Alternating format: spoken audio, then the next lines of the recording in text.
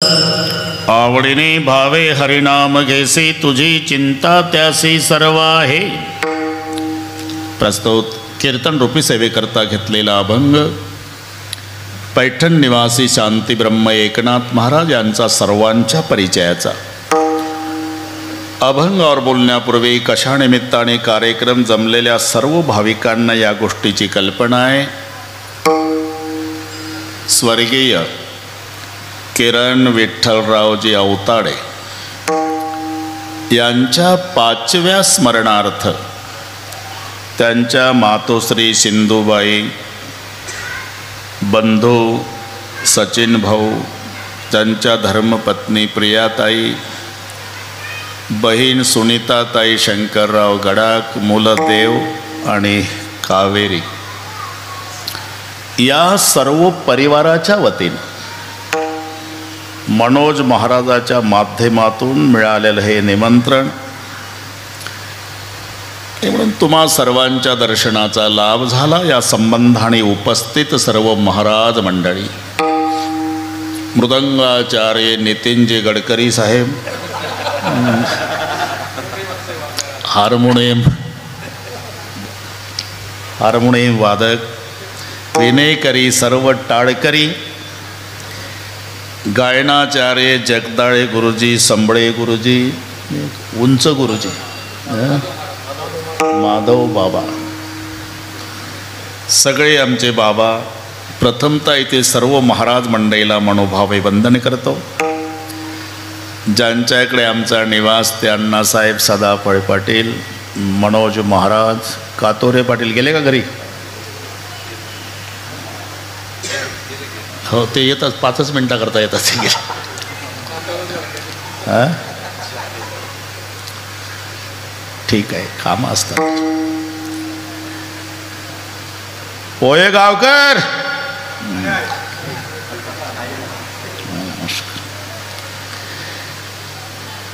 उपस्थित सगळी त्यांची नात्यागोत्यातली मंडळी, लासुरे पटेल, बस, या सर्वाच्या एकत्रीकरणानं कार्यक्रमाला लाभलेलं सौंदर्य, सूर्योदय आणि सूर्यास्त ह्या नैसर्गिक घटना आहे भाऊ, त्याच्यात कोणी बदल करू शकत नाही. रोज सकाळी सूर्याचा उदय होतो, सायंकाळी सूर्यास्तही होतो.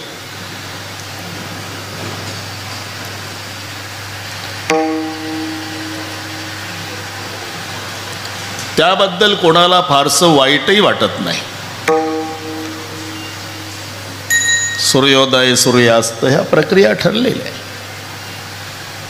वाईट त्या गोष्टीचं वाटत असतं, भर दुपारी सूर्य मावळणे. किरण भाऊचं जाणं म्हणजे भर दुपारी मावळलेला सूर्य आहे. त्यांच्या पूर्ण परिवारात त्याच्यामुळे अंधार पडलेला आहे. शेतकरी कुटुंबात जन्म घेऊन संगणक क्षेत्रामध्ये प्रावीण्य मिळवून ग्लोबल कॉम्प्युटर्स या नावानं व्यवसाय सुरू केला 2002 मध्ये. नाशिक आणि नगर जिल्ह्यात नावही मिळवलं. 5 पुण्यस्मरण झाले. दरवर्षी एका शाळेला संगणक संच प्रियाताईनं भेट दिली त्यांच्या स्मरणार्थ. तसाच तो व्यवसाय प्रियाताईने अनिलजी गोरडे असतील, रोहिदास गुडदे असेल, सचिन वाणी असेल, यांच्या सहकार्यानं तो चालू ठेवला. काही कमी पडू दिलं नाही. आता एवढी पोकळी निर्माण झाली की त्यावर बोलायलाही आपल्याकडे शब्द नाही. म्हणणं सोपं असते, हिम्मत ठेवा, विसरून जा, पण काही केल्या मन राहत नाही. कितीही प्रयत्न करा, या जन्मी प्रियाताईच्या त्यांच्या परिवाराच्या डोळ्यापुढून ती व्यक्ती शेवटच्या श्वासापर्यंत जाऊ शकत नाही. गए हुए कभी आते नहीं, वो हमें भी मालूम है, लेकिन हर साल उस दिन उनकी याद आती है. याला म्हणतात पुण्यस्मरण. विठ्ठल विठ्ठल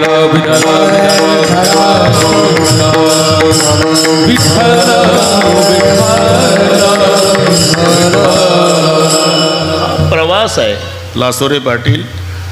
आणि प्रवास भाऊ तिकिटावर असतो, वय मानावर नसतो. लक्षात, ज्याचं तिकीट जिथे संपतं तिथे त्या प्रवाशाला उतरावं लागतं.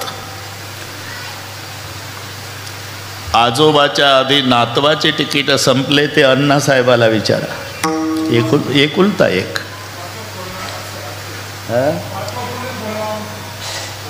कन्हैयाचं त्यांचा नातू एकुलता एक, मला वाटते 12 वर्षाचं वय असेल, 11.5.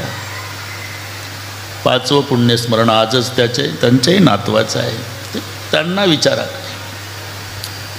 आजोबाच्या प्रेतयात्रेला नातू असतो, बापाच्या प्रेतयात्रेला आई वडील असते, ते मुलं बाळ असतात. पण जेव्हा नातवाच्या प्रेतयात्रेत आजोबानं राहावं,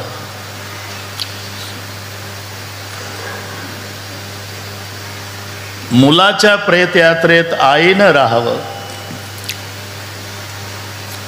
हे दुःख दगडाला पाझर फोडणार. विठ्ठल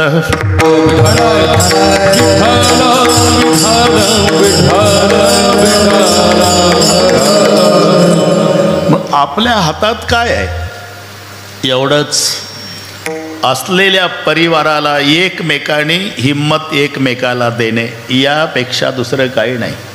मोठ्याचे शब्द आहे. बाबरी मस्जिद पाडली त्यावेळेला नरसिंहराव पंतप्रधान होते. त्यांनी तातडीची मीटिंग बोलवली, खासदार लोकांना बोलवून घेतलं, सगळे मंत्री, लोकसभा. त्यांचे शब्द सांगतो.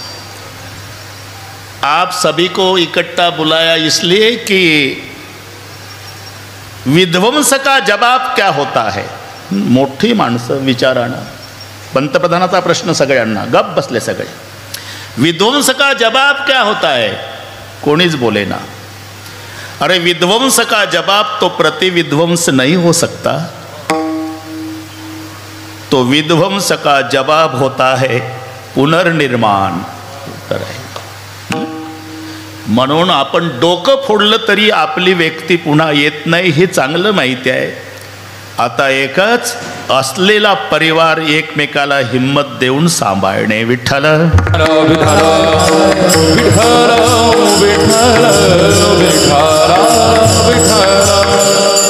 आणि हे कोणाला चुकलं हे सांगा. ज्याच्या जसं नशिबात आहे त्याप्रमाणे हे सगळे घडत असतं.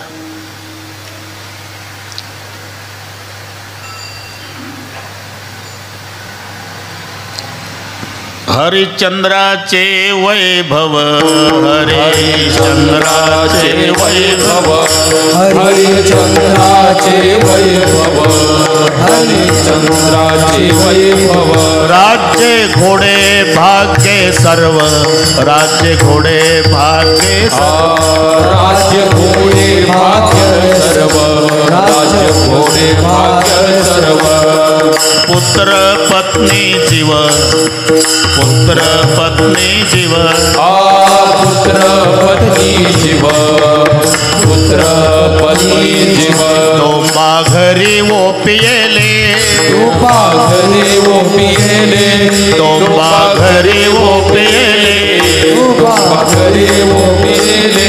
हरि तू निष्ठुर निर्गुण, हरि तू निष्ठुर निर्गुण, हरि तू निष्ठुर निर्गुण, हरि तू निष्ठुर निर्गुण, हरि तू निष्ठुर निर्गुण, हरि तू निष्ठुर निर्गुण, हरि तू निष्ठुर निर्गुण, हरि तू निष्ठुर निर्गुण. हरिश्चंद्राचे वैभव, राज्ये घोडे भाग्य सर्व, पुत्र पत्नी जीव डोंबा घरी ओपिएली. सामान्याचं जाऊ द्या, या दुःखाने कोणाला सोडलं. नुसतं पाणी मागितलं अण्णासाहेब राजा हरिश्चंद्रानं, 10 नोकर पळत यायचे, घ्या मालक पाणी घ्या, मालक पाणी घ्या. एवढं ऐश्वर्य भोगलेला राजा, पण जीवन इतकं बदललं. डोक्यावर माड घेऊन हरिचंद्र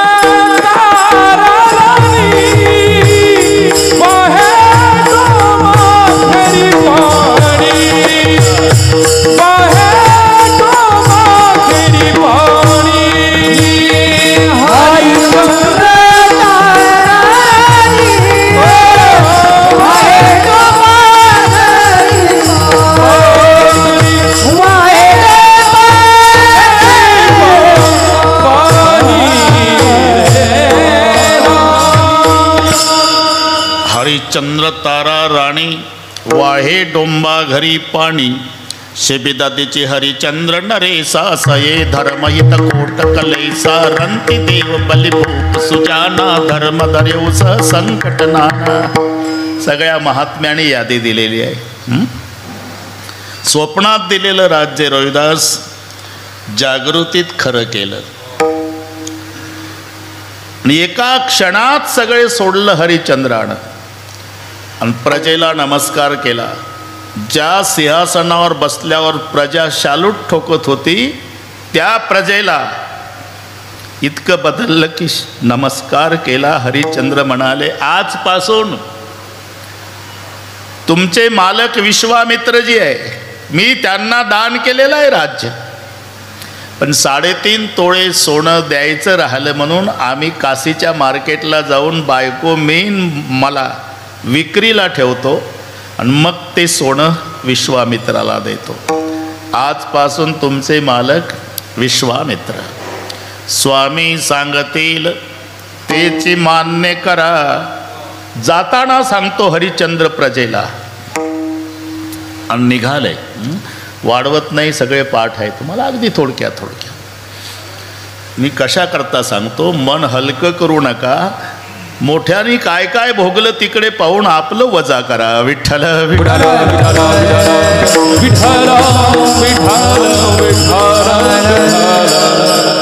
ज्या रस्त्याने राजा हरिश्चंद्र निघाला, विश्वामित्र हा प्रतिसृष्टी निर्माता असल्यामुळे सूर्याला आदेश, आदित्यासी तेव्हा सांगे विश्वामित्र. अरे हे तिघं चालले ना रे, त्या जंगलात इतकं उष्णता, इतकं ऊन तापा, परिणाम वृक्ष हे जळाले, उन्हानं पाशान उनले. त्या पंथे चालिले तिघे जण. हरिश्चंद्र तारा उपवासी आहे आणि 5 वर्षाचा राजपुत्र. पुन्हा परीक्षा. ब्राह्मणाच्या वेशात विश्वामित्र, एक ब्राह्मणीन एक ब्राह्मणाचं पोर 5 वर्षाचं. आम्ही काशीहून आलो यात्रा करून. पाय पोळता तो, तुमच्या पायातल्या चपला जोड्या आम्हाला द्या. हरिश्चंद्रानं जोडा त्या ब्राह्मणाला दिला. तारा राणीनं चपला त्या ब्राह्मणींना दिल्या. मायबापाची कृती पाहिली भाऊ. लेकराला सांगावं लागलं नाही रोहिदास. शुद्ध बीजापोटी त्यानं आपल्या पायातल्या चपला काढल्या आणि त्या ब्राह्मणाच्या लेकराच्या पायात घातल्या आणि तिघांनी ब्राह्मणाला नमस्कार केला. आता पुढे तिघा देवणिया जोडे आणि जणी म्हणे जाती पुढे. पुढे प्रवास कठीण पायी नाही पायी नाही पायी नाही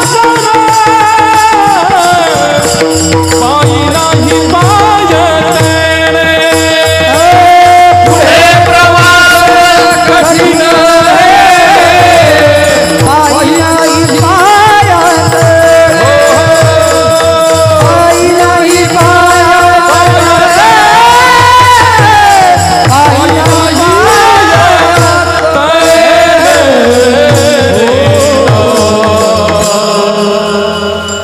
प्रवास कठीण.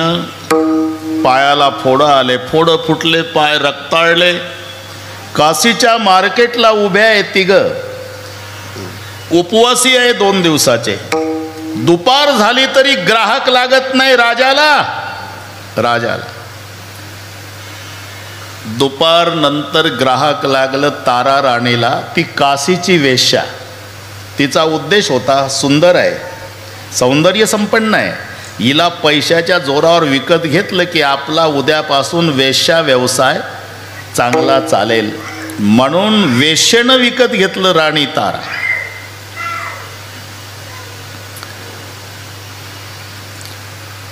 तारा राणीला विकत घेऊन वेश्या निघणार. योग आहे, कौशिक ब्राह्मण मार्केटला आले, सहज योग. आणि त्या ब्राह्मणानं बघितलं, अरे पण ब्राह्मण मंडळीनं जेवणं केली. आग्रह करू करू ब्राह्मणाला जेवू घालणारी ही ब्राह्मणाची अन्नपूर्णा आज विकली बाजारात. तारा थांबली. तुला जिनं विकत घेतलं बेटा ती काशीची वेश्या आहे. उद्यापासून तुझा वेश्या व्यवसायासाठी वापर होणार आहे.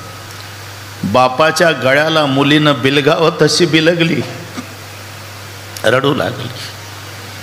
जन्मात हे पाप केलं नाही बाबा, नव्हे ऐसा धर्म आमुचाजी स्वामी, मला सोडवा. ब्राह्मणानं ते मोल वापस केलं वेश्येचं. तारा राणीला विकत घेतलं आणि सांगितलं, बेटा मला मुलगी नाही, तू माझी धर्मकन्या, मी तुझा धर्मबाप, पण माझ्याकडे ब्राह्मण मंडळी जेवायला येतात, त्यांच्यासाठी स्वयंपाक करायचा बेटा, आनंदानं करील महाराज. घेऊन निघाला तारा राणीला. आता 5 वर्षाच्या लेकराला काय माहिती मार्केटला कशासाठी उभा आहे. आईच्या मागं बाळ जातं ना, ते मागं लागलं. 5 वर्षाचं धावला बाप हरिश्चंद्र, धरला रोहिदास. मार्केटचे लोक पाहत होते, कुठं चालला रे. आई चालली ना बाबा. हरिश्चंद्राच्या डोळ्याला धारा लागल्या. जाऊ दे बेटा. का? तिला विकलंय. म्हणजे आपण विक्रीला उभे आहो बेटा. तुझ्या आईला ग्राहक लागलं, अजून बाप लेकाला ग्राहक नाही. आई विकली बाबा. हो बेटा. मग आता माझी ना आईची भेट कधी होईल बाबा? कदाचित या जन्मी होणारही नाही. मग माझ्यावर विश्वास ठेवा बाबा, मी आईच्या मागे लागून जात नाही. मग घेऊन या येतो मातेचे दर्शन.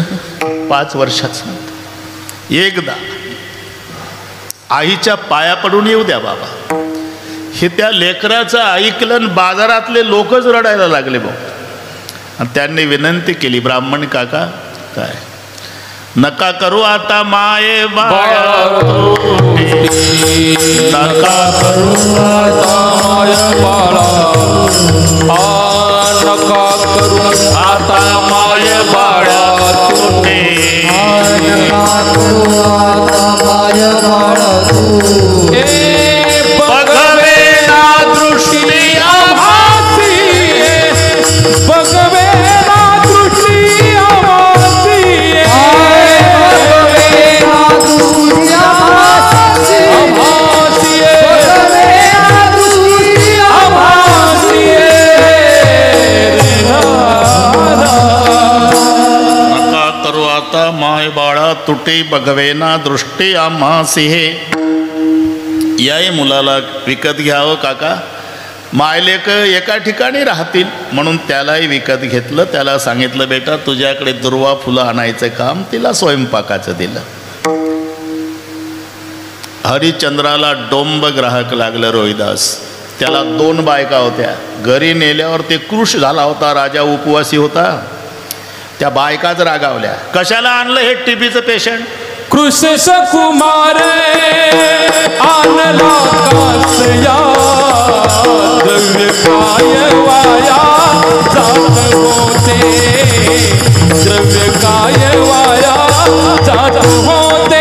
कृष्ण कुमार आणला कासया, द्रव्य काय वाया जात होते, द्रव्य काय वाया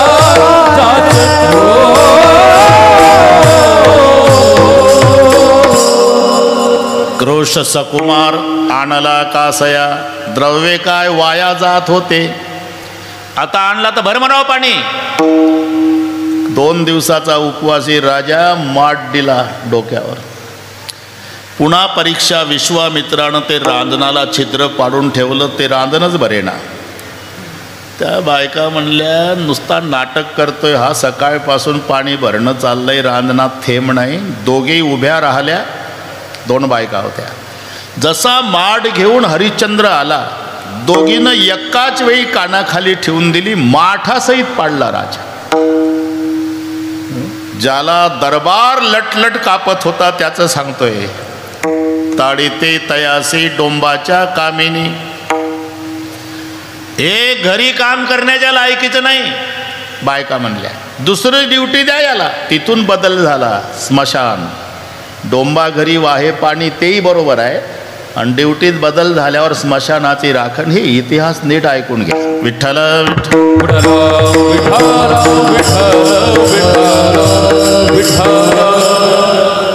चक्कर मारायची रात्रभर, घोंगडं उजव्या खांद्यावर, काना एवढी उंच काठी, हातात कंदील, ड्युटी.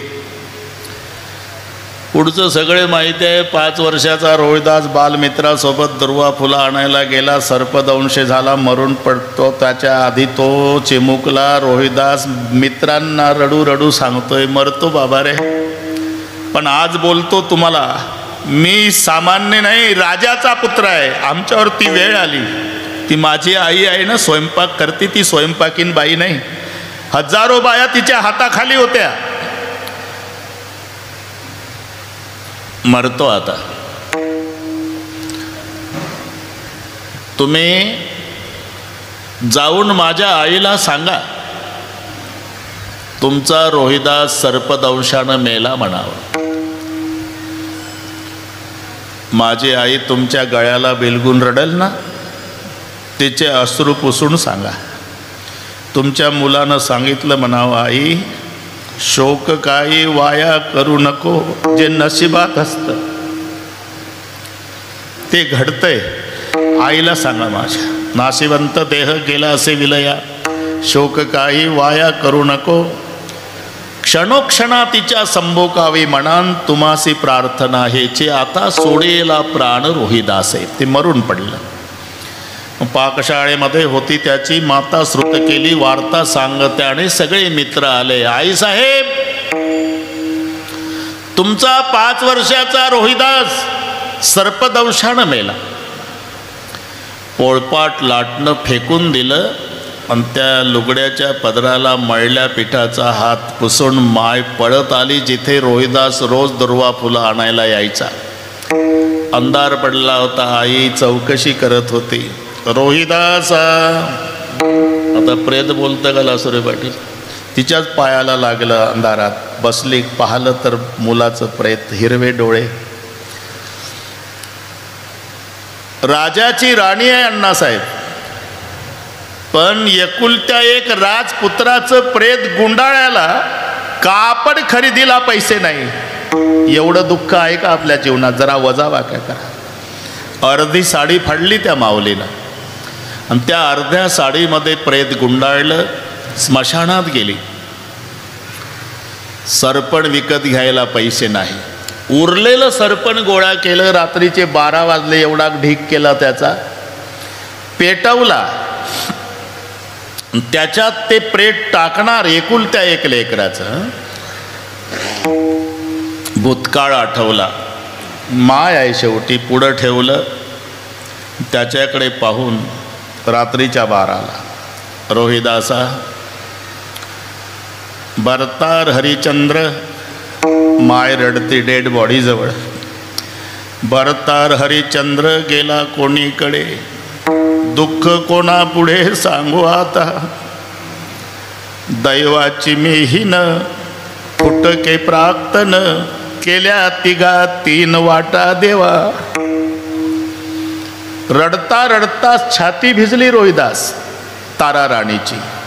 का भिजली म्हणून पाहिलं तर पाण्यानं नाही, वात्सल्य भाव आवरला नाही तर स्तनाला दुधाच्या धारा लागल्या होत्या. आणि मग त्या प्रेताला कवटावून रडू रडू विचारू लागली, आता बाजू कोणा रोहिदासा, आता बाजू कोणा रोहिदासा, तरी तरानी माझ्या सैनियाला पाणा, तरी तरानी माझ्या सैनियाला पाणा, आता बाजू रोहिदासा, आता बाजू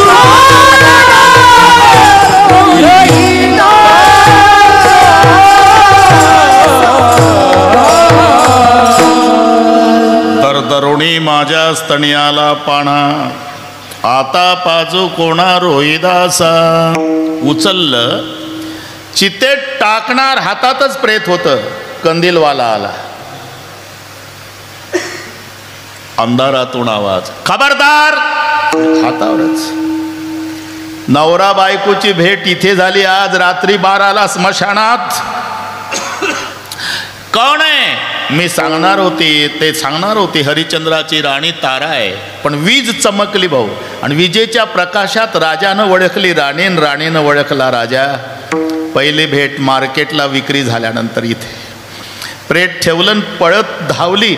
पाया पडायला तर हरिश्चंद्र सरला मागा, रुको तारा पैर मत पडो, जमदार का सेवक हूं, स्मशान में ड्यूटी करता हुआ मंगल वेश वाला, अगर पैर पड़ोगी तो तुझे नहाना पड़ेगा, पाप लगेगा. ये कौन बच्चा है? बोल गए क्या महाराज, आपका इकलौता बेटा रोहिदास. क्या हुआ? मर गया. तो मैं क्या कर सकता हूँ? इतनी दया करो महाराज, जलाने के लिए इजाज़त दो. देख तारा, मेरा नियम है, जिस दिन मुर्दा जलता है 2 चीज़ें मिलती है, 1.25 सेर खिचड़ी, 1.25 गज कपड़ा. 3 पत्थर लगा के खिचड़ी पका के खाता हूँ. कपड़ा मालिक को जाता है, खिचड़ी मुझे. तू बोलती ना मेरा बेटा है, हाँ, तो मैं भूखा रह सकता हूँ. बेटे के लिए बाप खिचड़ी नहीं लूँगा, लेकिन 1.25 गज कपडा मालिक के लिए देना ही पडेगा. राहिलेली अर्धी साडी फाडायला लागली. एवढ्यात विश्वामित्र प्रगट झाले. थांबा, तुमची परीक्षा घेतली, मी प्रसन्न आहे, काय पाहिजे ते मागा. तुम्ही प्रसन्न आहे का बाबा? धन दौलत नको, एक मागणी आहे. इथून पुढे चंद्र सूर्य असेपर्यंत आमची जेवढी परीक्षा घेतली एवढी कोणाची घेऊ नका, बस एवढीच मागणी. मी का सांगतो?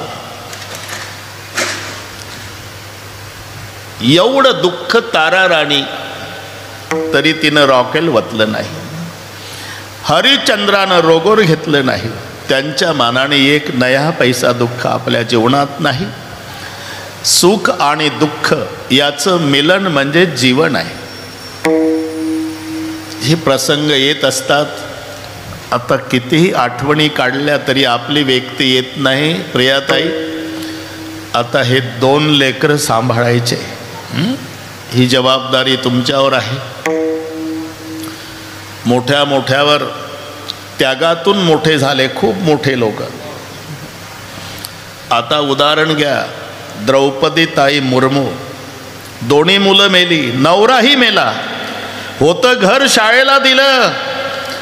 त्या त्यागात भारताचं नेतृत्व करणार कोणाला सोडलं? म्हणून हिम्मत सोडायची नाही. विठ्ठल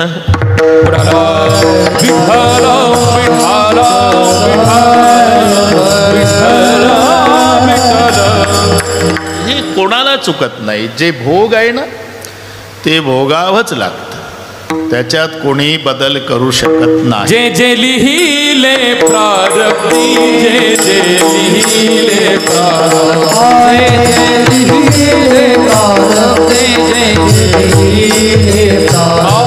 ते ना चुके कर्म कधी, ते ना चुके कर्म, ना चुके कर्म कधी, ते ना चुके कर्म.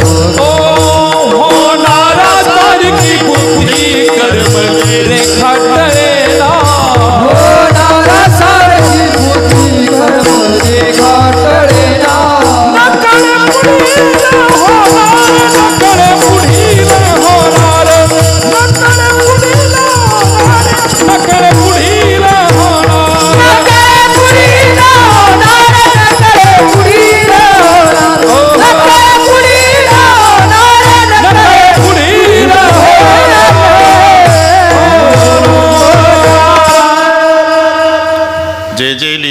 प्रारब्धी तेन चुके कर्म कधी, होणारा सारेची बुद्धी कर्मरेखा टळेना.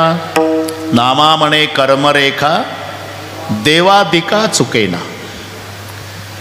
देवादिका चुकेना, पण त्याच्यात परिवर्तन करण्याची क्षमता देवात नाही, पण देवाच्या कृपेत आहे. जगामध्ये सर्वश्रेष्ठ जर काय असेल तर कृपा. कृपेपेक्षा कोणी श्रेष्ठ नाही. छाया तू बडी घणी, तू जसं बडवू नको होय. कृपा ज्याच्यावर झाली ते हनुमानजी, ज्याने कृपा केली ते श्रीरामजी. फरक लक्षात घ्या.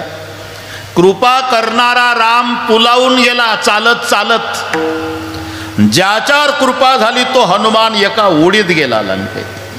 म्हणून जगामध्ये सर्वात श्रेष्ठ कृपा आहे. परमेश्वरात जे ताकद नाही ते परमेश्वराच्या कृपेत आहे. जरी प्रारब्ध भोगावं लागत असलं तरी जर त्याची कृपा झाली, हरी कृपे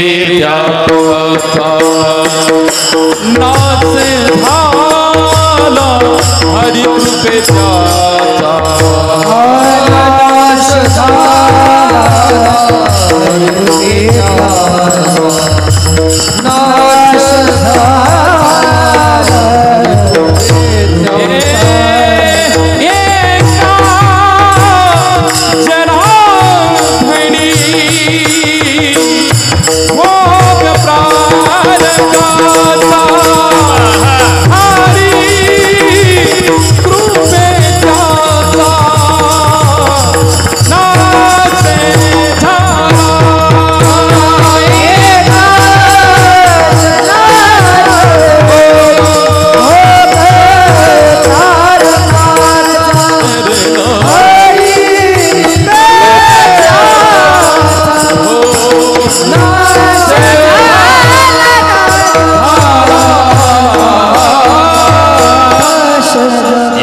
जनार्दनी भोग प्रारब्धाचा, पण हरी कृपे त्याचा.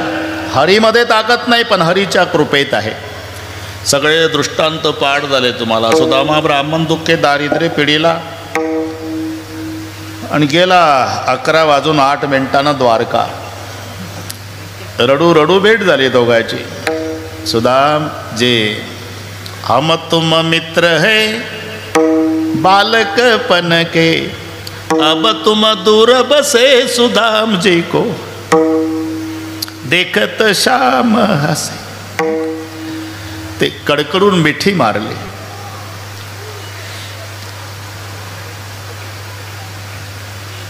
एक मजा सांगतो. ते सर्व झाल्यावर मित्र एकांतात बसले ना, दोघच होते. जुन्या गोष्टी निघाल्या. सुदाम्या, मग ती एकेरी भाषेत चालते. काय रे किशन्या, अरे का तुझ्यावर माझं केवढं प्रेम रे.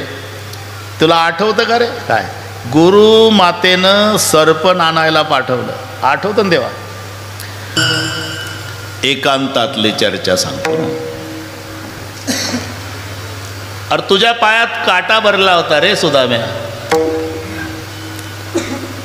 आठवतं देवा? निघे ना. मी मांडी घालून बसलो जंगलात, दोघच होतो आपण. तुझा पाय घेतला मांडीवर. कोणी? ज्याच्या पुढे 33 करोड देवता लाईनला उभे. मांडीवर पाय घेतला, काटा काढण्याचा प्रयत्न करायचो, निघे ना रे. मग तुझ्या तळपाळातला काटा मी माझ्या दातानं उपसला. रक्ताची धार लागली होती, तळपाय रक्तानं भिजला. आठवतं? हो देवा. ऐसे विहाल विहाई न सोपग कंटक जाल गडे पुणी जोये. आठवण जुनी, आठवतं. मग एक विचारू का? योग्याच्या ध्यानाला न येणारा हा भगवान तुझ्या तळपाळातला काटा दातानं उपसतो.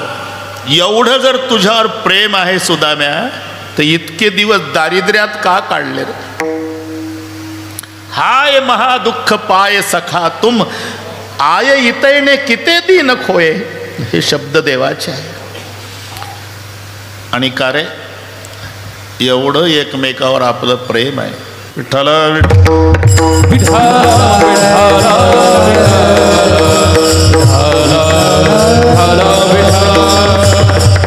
एवढं एकमेकाचं एकमेकावर प्रेम असताना गुरुमातेनं दिलेले हरभरेले का एकट्यानं खाल्ले? तुम्हाला वाटतं का देवा हा सुदाम्या बैमान होईल? पण खाल्ले ना तू एकट्यानं. हो का रे? आज सांगतो. रात्रीचे 12 वाजले होते देवा. आपण सगळे सांदीपणी गुरुच्या आश्रमात होतो. त्याच जंगलात एका ब्राह्मणींचं मोडकं झोपडं होतं. तिचा नवरा मेला होता, तिला 2 लेकरं होते. ते इकडून तिकडून आणायची, उष्ण पासणं काय ते भीक मागून लेकरं जगवायची.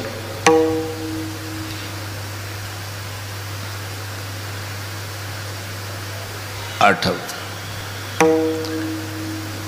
एक दिवस काही मिळालं नाही. एका शेतकऱ्याकडून तिनं हरभरे आणले.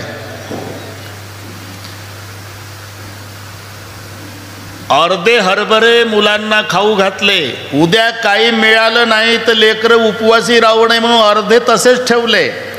ती गाठोडी बांधली आणि त्या उतरंडीत, पूर्वी उतरंड असायची, उतरंडीत ठेव.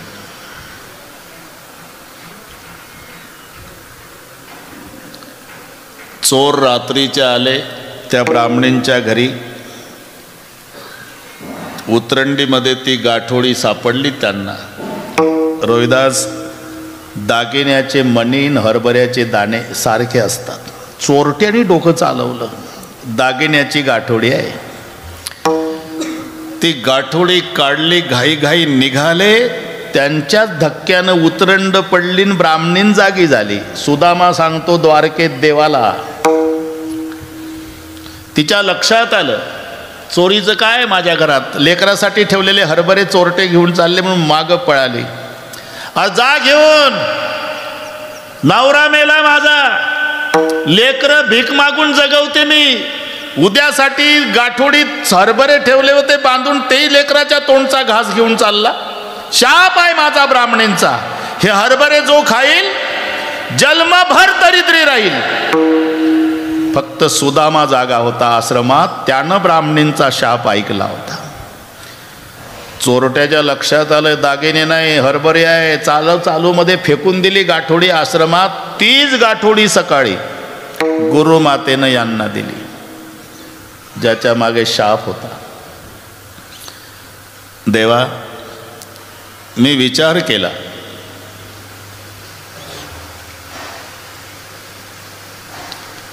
ब्राह्मणींचा शाप आहे. जो हरभरे खाईल तो जन्मभर दरिद्री राहील. माझ्यासारखे हजारो दरिद्री झाले तरी चालेल, पण जगाचा बाप जर दरिद्री झाला तर आमच्यासारख्या दारिद्र्यांचा कोण सांभाळ करेल? म्हणून सगळे हरभरे मी खाल्ले देवा. मग देवाचं रडणं सुरू झालं. आणि जेव्हा सुदामजीच्या कपाळावर कुंकुम तिलक केला, 4 बोटं वर होती, अंगठा खाली, पण असा हात फिरवला. मोठ्याच्या कृतीत मोठा अर्थ आहे. कारण सुदामजीच्या कपाळावर विधी लिखित होतं, श्री क्षय. श्री म्हणजे लक्ष्मी, क्षय म्हणजे नाश. देवानं असं केलं म्हणजे श्री क्षयचा यक्षश्री केला. मराठी लक्षात घ्या. श्री म्हणजे लक्ष्मी, क्षय म्हणजे नाश, आणि त्याचं उलट केलं अक्षर. यक्षश्रीचा अर्थ धनवान. परिणाम इकडे सुदामपुरी सोन्याची झाली. हरिकृपे त्याचा नाश झाला.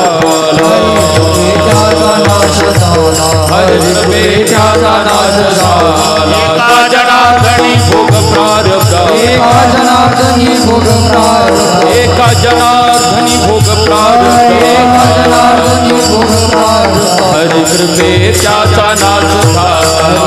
त्याचा नाश झाला. हरिकृपे त्याचा नाश झाला. हे सामर्थ्य भगवंताच्या नामचिंतनात असल्यामुळे स्मरण, चिंतन आणि चिंता. स्मरण भूतकाळाचं असते, चिंतन वर्तमानाचं असते, चिंता कधी भविष्याची, त्याच्यात बदल नाही. स्मरण, माणूस दारापुढे बसला की डोक्याला हात लावून नाही तर प्रसन्नतेनं कसं होतं, कसं झालं. काहीचे बाथरूम एवढाले घरं होते, त्या घरा एवढाले बाथरूम आहे आता, पदर फाटेपर्यंत दिलं देवानं. हे स्मरण होतं का नाही मागचं? याला म्हणतात स्मरण. हे भूतकाळाचं आहे. चिंतन वर्तमानाचं असते. काही माणसं घाईघाई कीर्तनाला येतात, त्यांच्या लक्षात येतं की कुलूप लावलं होतं पण ओढून बघितलं नाही, कधी लागतं कधी लागत नाही, लागलं असेल का नाही, लागलं असेल का नाही, बसतं कीर्तनाला झटके घरच्या कुलपाला. हे चिंतन चालू आहे वर्तमानाचं. स्मरण आहे भूतकाळाचं. पण चिंता भविष्याची असते. दिवसभर कबाड कष्ट करून जेवण झालं, अंथरून पांघरून डोकं उशीवर टेकलं की सुरू होते, तिला म्हणतात चिंता. घाटेवरी पडता चिंता व्यापे तळमळी. घाटेवरी पडता चिंता व्यापी तळमळी. घाटेवरी पडता चिंता व्यापी तळमळी. घाटेवरी पडता चिंता व्यापी तळमळी. ओ हरी कथा ऐकता निद्रे नागविले तत्वता. निद्रे नागविले तत्वता. घाटेवरी पडता चिंता व्यापी तळमळी. घाटेवरी पडता चिंता व्यापी तळमळी.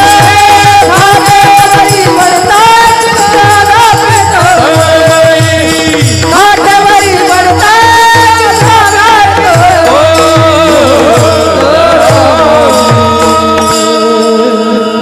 खाटेवरी पडता चिंता व्यापी तळमळ. सुरू होते तिला म्हणतात चिंता. एकनाथ महाराज म्हणतात तुम्ही चिंता करण्यात वेळ घालवताना त्यापेक्षा चिंतन करा. चिंतेत नका वेळ घालवू, चिंतनात वेळ घालवा.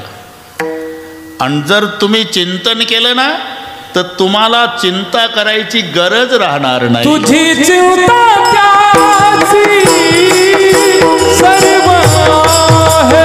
अच्छा, तुझी चिंता त्याची सर्व आहे. तुझी चिंता त्याची सर्व आहे. तुझी चिंता त्याची सर्व आहे.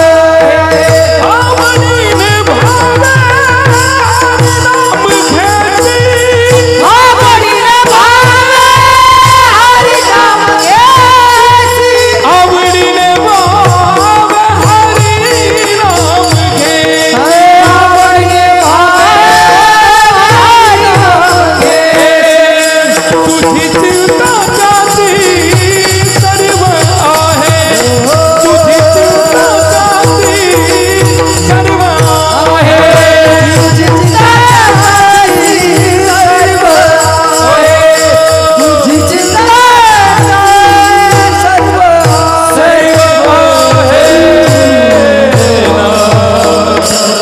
तुझी चिंता त्यासी सर्व आहे. मग तुम्हाला चिंता करण्याची गरज नाही. तुम्ही ते चंद्रभागेच्या वाळवंटातलं फिरतं दुकान पाहिलं का अण्णासाहेब? नवरा बायको पुस्तकाची विक्री. ते पुढं म्हणतंय हे मागं 7व्या दिवशी 6वीचा फेरा, गोपी बाळा तीन जपून धरा, निज त्या वेळेला आंघोळा करा जो बाळा जो. ती पुढं म्हणते शिवाजीचा पाळणा, किंमत 10 रुपये, विक्री. हे भसाड्या आवाजात म्हणतं पत्नीने पतीचे नाव घ्यायचे पुस्तक, किंमत 40 रुपये. मग गरजू लोक आणतात, त्याच्यात जसं आहे तसं पाठ केल्या जातं. गरजूचं सांगतो मी. हां, मोत्याचा पाऊस, सोन्याच्या धारा, राव निघाले लढाईवर, अब्दागिरी धरा. जातं दुष्काळ रोडवर, पण राव निघाले लढाईवर. अब्दागिरी कुठलं, खोरण टोपलं कायमचं डोक्यावर. एवढं नाटकी नाव त्याची बायको एकदा घेते तर तिला सांभाळण्याची जन्मभराची चिंता पतीवर येते. थोडं घरी गेल्यावर डोकं चालवा, एकदाच्या नाव घेण्यामध्ये पत्नीची जन्मभर चिंता पतीला, तर रात्रंदिवस भजन केल्यावर तो काय देव झोपा काढल का? मग तुझी चिंता इथपर्यंत आलो आपण, त्याशी सर्व आहे. हां, ते कसं येऊ द्या आम्ही तुझे. ते असं कोणी नियम सांगितला का रे? पहिल्या चरणात सांगतात. अरे जिथे घुसायचं तिथं फक्त घुसता आलं पाहिजे बुवाला. कीर्तन म्हणजे काय? प्रमाण आयतेच असतात, फक्त त्याचं वेल्डिंग करायचं. वेल्डिंग व्यवस्थित करता आलं की झाला कीर्तनकार.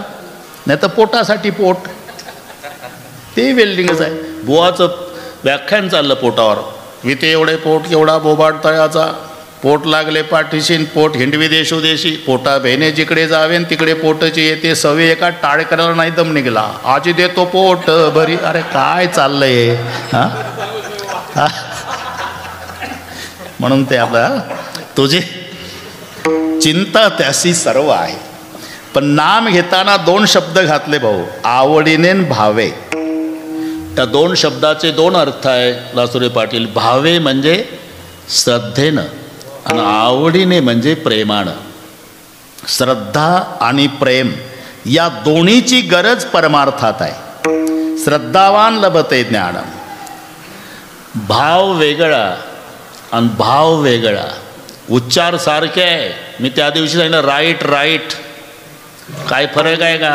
WRIT RIGST, पण उच्चारात अर्थ उजवान बरोबर. KN व Wचाही नोच होतो आणि NOचाही नोच होतो. उच्चारात नाही फरक, पण एक जाणणे आणि एक नाही. तसं भाव आणि भाव का नाही आलं लक्षात? भाव बरं सुटसुटीत सांगतो रोहिदास. भाव ठरवून घेतल्या जाती त्याला वस्तू म्हणतात. भाव ठेवून स्वीकारला जातो त्याला प्रसाद म्हणतात. विठ्ठल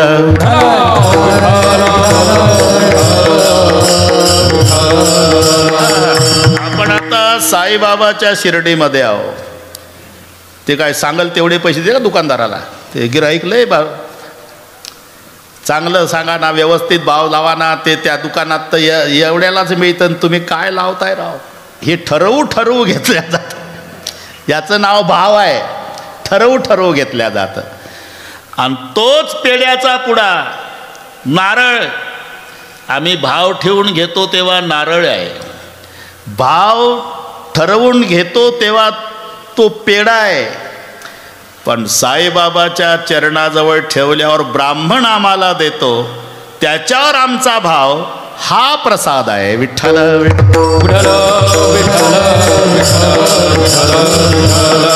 आवडीने बरं का रोहिदास, तू ऐकत राहत जा. वरी मते एक आहे दृढ धरावा आवडी मध्ये आहे दृढ धरावा. ओ जाणीव लागवणे लागुने देतो ठाव. ओ मनवोनी संगताची सेवी आजवैक भाव. ओ तुझ्या परितेची झाली सेवी आजवैक भाव. सुखे मिली दलोगा तुंड सारून देते.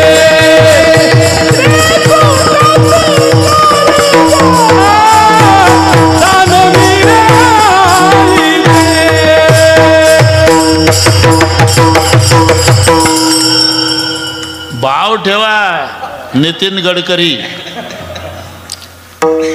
त्याचं नाव नितीन आहे. इथून इकडे रोड झाले, त्याच्याच भागातले राहिले. शिर्डीपासून झाला समृद्धी, तुमचा भाग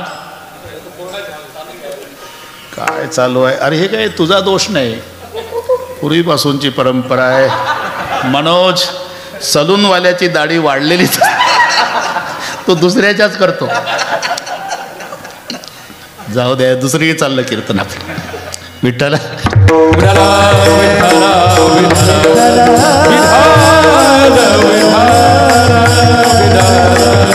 भाव बरं गाणे ते भाव आवडीने भावे प्रेमाने आणि श्रद्धेने हरिनाम घेसी मग चिंता करायची गरज नाही, तुझी चिंता त्याशी सर्व आहे. मग काय होईल त्या बाबतीत मनाला फारसं लावून घेऊ नको. नाही तर ते खलवाटो बरं संस्कृतमध्ये आहे, मराठीत सांगतो, मला काही फारसं येतं असं नाही, पण ते येऊन जातं पुढं. सांगू का? होच म्हणणार आहे तुम्ही. खलवाटो दिवसे स्वरस्य किरणै संतापितो मस्तके वाचन देशमणा तपंविधी वशात बिल्वस्य मूलम गतः तत्राप्यासु महाफलेन पतता भग्नं ससद्द शिरः प्रायो गच्छति यत्र भाग्यरहित तत्रास पदांभाजनम. कळलं ना? हो म्हणत जा बस. हो म्हणायला काय हरकत आहे. आता मराठीत तो दृष्टांत आहे खलवाटो. खलवाटोचा अर्थ मराठीत टक्कल पडलेला. जमल ना? आता टोपी घातली होती पण तिथंच टोपी फाटलेली, जिथे टक्कल तिथं. दुपारी निघला 2 वाजता महिना वैशाखचा. खलवाटो दिवसे स्वरस्य किरणै संतापितो मस्तके. डोकं तापलं, ते टक्कल होतं तिथंच टोपी फाटली होती. आणि 2 वाजताचं ऊन वैशाख महिन्यातलं. संतापितो मस्तके. कुठेतरी झाडाच्या सावलीत बसावं. वा छंदे शमणा तपम विधिवशात बिल्वस्य मूलम गतः. रस्त्याच्या काठाला अण्णासाहेब बेलाचं झाड होतं. हे तापल्या डोक्याचं तिथं गेलं. झाडाला खोडाला डोकं टेकून बसलं. पुढं पाहिलं तर रानामध्ये भोपळे होते. ते इकडे भोपळ्यात म्हणतात ना भाऊ. ते 40 किलोचा डांगर. सेगावला गजानन महाराज मंदिरात त्याची भाजी आवडीनं असते. डांगर 40 किलो 42 किलो अंगठ्या एवढा वेल आणि त्याला 42 किलोचं डांगर. आणि हे तापल्या डोक्याचं खोडाला टेकून बसलं. यानं सुपीक डोकं चालवलं. काय म्हणला, देवालाही अक्कल नाही. हे टक्कल पडलेलं. अंगठ्या एवढा वेल आहे म्हणला, त्याला 40 किलोचं डांगर लावलं. एवढं झाड बेलाचं, त्याला अर्ध्या किलोचं. देवा, हे डांगर तिथं लावलं असतं तर तुझं काय बिघडलं होतं? देवाला वाटलं लेका टकल्या, तुला अक्कलच आणून देतो. म्हणून बरोबर 500 ग्रामचं बेल वरून पडलं. कुठं? जिथं टक्कल पडलं, टोपी फाटली, 2च्या उन्हात तापलं, तिथं पडलं अर्ध्या किलोचं बेल. उडी मारून बेल बाजूला, टोमॅटो एवढं टेंगूड. फाटकी टोपी काढून डोकं खाजवलं. म्हणला देवा, तुझंच बरोबर आहे. हे जर डांगर तिथं असतं तर येड्या बाबूईचं सरपण आणायची गरज. अरे त्याला सगळं कळतं. शुद्धीवर नाही.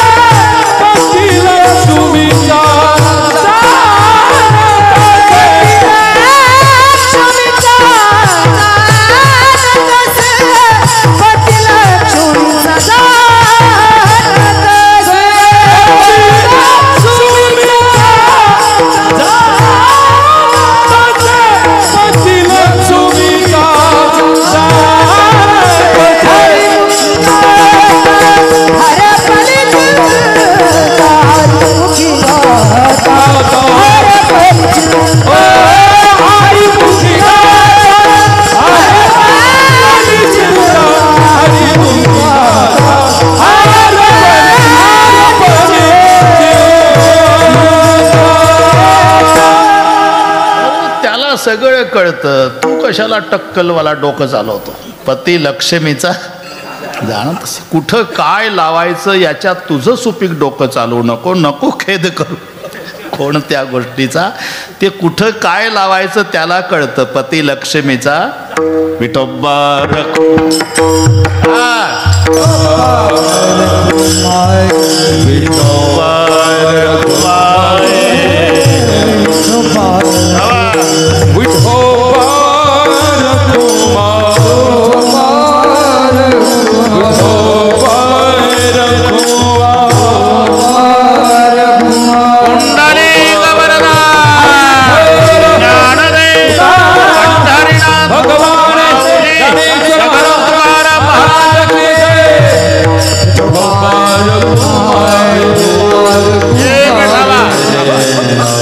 आपलं चालतंय, तुमची चाल चालू द्या, आमचा हारही चालू. नावडीने भावे हरी नाम घेसी, नावडीने भावे हरी नाम घेसी, नावडीने भावे हरी नाम घेसी, नावडीने भावे हरी नाम घेसी.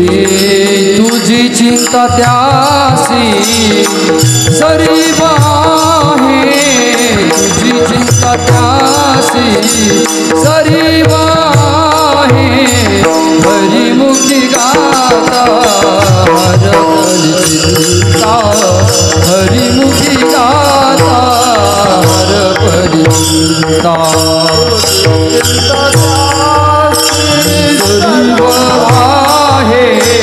तुझी चिंता त्यासी सर्व आहे, हरिमुखी गाता हरपली चिंता, हरिमुखी गाता हरपली चिंता.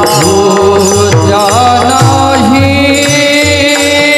मागुदा जन्म घेणे, जन्म घेणे या नाही मागुदा रे ना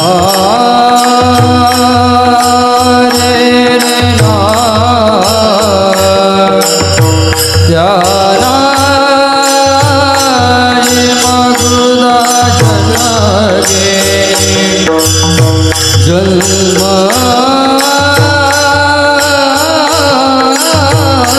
घेणे त्याला ही मागुदा.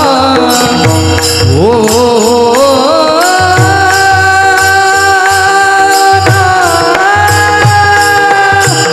त्याला ही मागुदा जन्म घेणे, जन्म जन्म घेणे त्याला ही मागुदा जन्म घेणे, त्याला ही मागुदा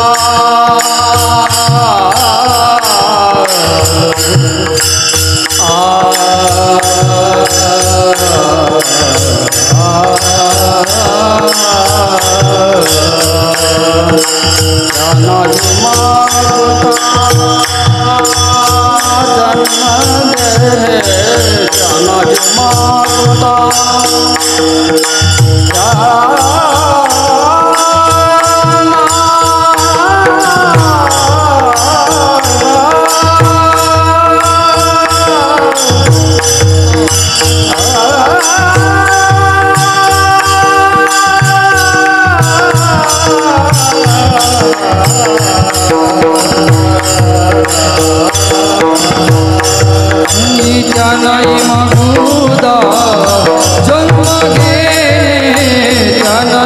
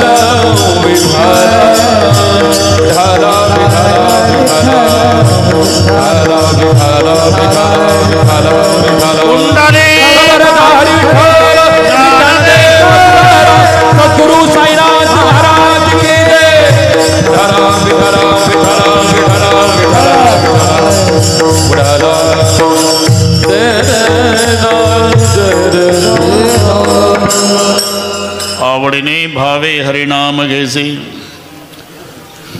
चिंता करायची गरज नाही, तुझी चिंता त्यासी सर्व आहे. नको खेद करू कोणत्या गोष्टीचा,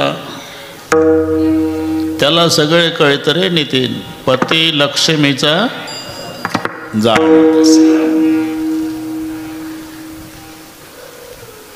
ज्यानं चोच दिली त्यांनी चारा दिला, ही सगळ्याला म्हण पाठ आहे. दुसरं एक प्रमाण आहे, तुझ की रोटी तुझको ढूंढे दिल में लखो आराम. खाने वाले का लिखा होता है दाने दाने पर नाम. हो, दाणे दाणे परिणाम. नाही तर तुमचे अनुभव आहे, पंगत धरलेली असते पण एवढ्यात 2 VIP आलेले असतात. मग अण्णासाहेब म्हणतात आपण मागच्या पंक्तीला बसू, तुम्ही उठा मी उठतो. हे 2 VIP आले ना, लाळ घोटून तयार होते हे जेवणारे दोघं. पुंडलिक कवर्धाच्या वेळेला ते आले VIP आणि हे उठले. ते राहत्याहून आले, हे 10ला चालते कीर्तनाला. वाढूनही झालं होतं, पुंडलिक कवर्धाच्या वेळेला उठावं लागलं. का? ते राहत्याहून आले, त्यांचं नाव तिथं होतं, तुमचं नव्हतं म्हणून उठावं लागलं. तुझे की रोटी तुझे को ढूंढे दिल में रखो आराम. खाने वाले का लिखा होता है दाणे दाणे परिणाम. त्याच्या इतकी काळजी कोणी घेत नाही. जब दात न थे तब दूध दियो, जब दात आए तो को अन्न देते हैं. तू ही नाम कारण सभी काज तारण धरो, उसका धारण निवारण करेगा. न था दात वाको दिया दूध माँ को खबर है, खुदा को सबर वो मरेगा. तेरा ढूंढ से ना मिटा दिल का कीना, जिन्हें पेट देना वो आपे भरेगा. मुराकम कहे जो मुकद्दर के अंदर, जिन्हें टाक मारा न टारा टरेगा. कळलं नाही पण गोड वाटलं तुम्हाला, काही का असे ना. तुही नाम कारण सबे काज तारण. बरं का शहाणे, आम्ही जास्त शहाणे म्हणायचो त्यांना. आपलं त्यांचे चिरंजीव गणेश कारखान्याला लहान होता. म्हटलं का रे कसं काय, आपल्या गणेशनगरला जास्त शहाणे कोण आहे? म्हणे मीन माझे पप्पा. कसं काय? आमचं आडनाव शहाणे, त्याचं एवढंच होतं. आम्ही दोघं. ते काही काही पोरंलाही हुशार असतात. ते तिथे मणेगावला एक कोले गुरुजी म्हणून, त्यांचा मुलगा काय 4थी 5वीला होता. मी विचारायचो तेव्हाची गोष्ट, तुमच्या वर्गात जास्त हुशार कोण आहे? ते म्हणले गुरुजी. कसं काय? म्हणले हुशार असल्याशिवाय शिकवतात का आम्हाला? सांगा काय बोलावं त्यांच्या पुढं. तसं हे शहाणे विठ्ठल.